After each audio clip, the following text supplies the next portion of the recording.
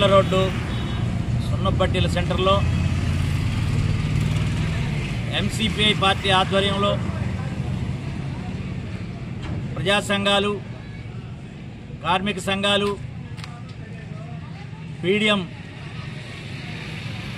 మరి ఈ రోజున మేడే కరపత్ర ఆవిష్కరణ చేయడానికి మరి ఈ రోజున ముందుకు రావడం జరిగింది. అదేవిధంగా కార్మికుల పక్షాన 2004 నుండి ఈ సున్నపు బట్టీలలో limestone watchmen and coal metal workers union పనిచేస్తూ కార్మికుల సమస్యల పట్ల యాజమాన్యంతో వారితో చర్చలు జరిపేటువంటి విషయంలో కూడా మరి ఎంతో చాకచక్యంగా ముందడుగు వేస్తూ ప్రయాణం చేస్తూ ఉంది. కాబట్టి ఈ ప్రాంతంలో కార్మికుల హక్కులను నిలబెట్టుకోవడానికి, కార్మిక సమస్యలు పరిష్కరించడానికి ఈ ప్రాంతంలో కృషి చేస్తూ ఉన్నాం.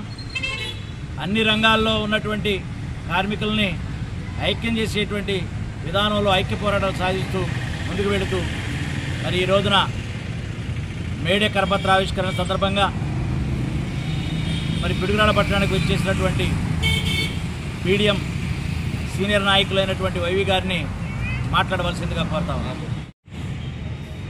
అంతర్జాతీయ కార్మిక వర్గ దీక్షా దినం మేడే 139వ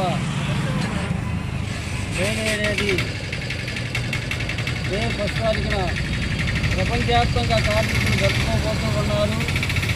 ముఖ్యంగా పిడుగురాళ్ళ సున్నపట్టిల సెంటర్తోనే కార్మిక వాడ ఇది. కార్మికులు దశాబ్దాల తరబడి ఈ సున్నపట్టీల్లో పనిచేస్తూ చాలని వేతనాలు, సరైన పరిశుభ్రత లేక కాలుష్యం ఎదజల్లుతూ కార్మికులు అనేక మంది ప్రమాదాల్లో మరణిస్తూ ఉన్నా వారికి సంబంధించి సరైనటువంటి భద్రతా చర్యలు తీసుకోవడం కానీ, వాళ్ళకి నష్టపరిహారం చెల్లించడం కానీ, వాళ్ళ ఉద్యోగ భద్రత కానీ, కార్మిక భద్రత కానీ ఏమీ లేవు. వాచ్మెన్లు పనిచేసే వాళ్ళకి కావచ్చు, అందులో పనిచేసే కార్మికులకు కావచ్చు, చట్టబద్ధమైనటువంటి వేతనాలు అనేటువంటివి అమలు కావట్ల.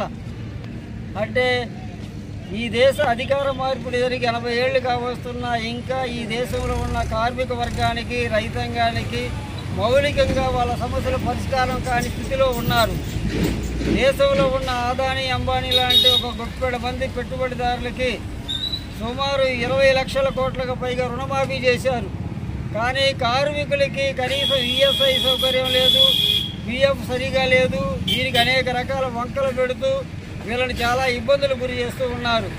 కాబట్టి అంతర్జాతీయ 139వ మేడే సందర్భంగా మేడే వారసత్వం, మేడే షికాగో కార్మికులు అమెరికాలో ఎలాగైతే కార్మిక హక్కుల కోసం 8 గంటల పనిదినం కోసం తమ ప్రాణాలని, తమ రక్తాన్ని ధారపోశారు.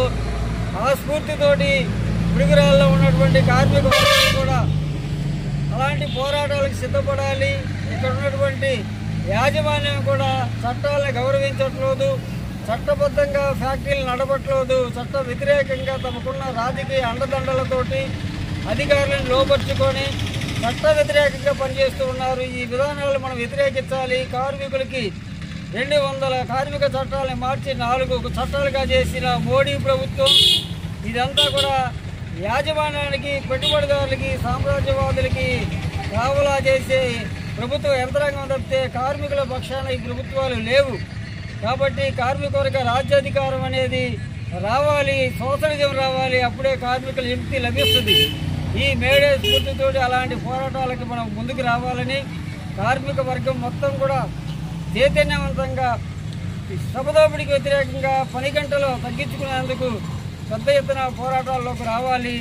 అదే మనం అంతర్జాతీయ కార్మిక వర్గ దీక్షా దినం మేడే అమరులకు ఇచ్చే నిజమైన నివాళులని తెలియజేస్తున్నాం.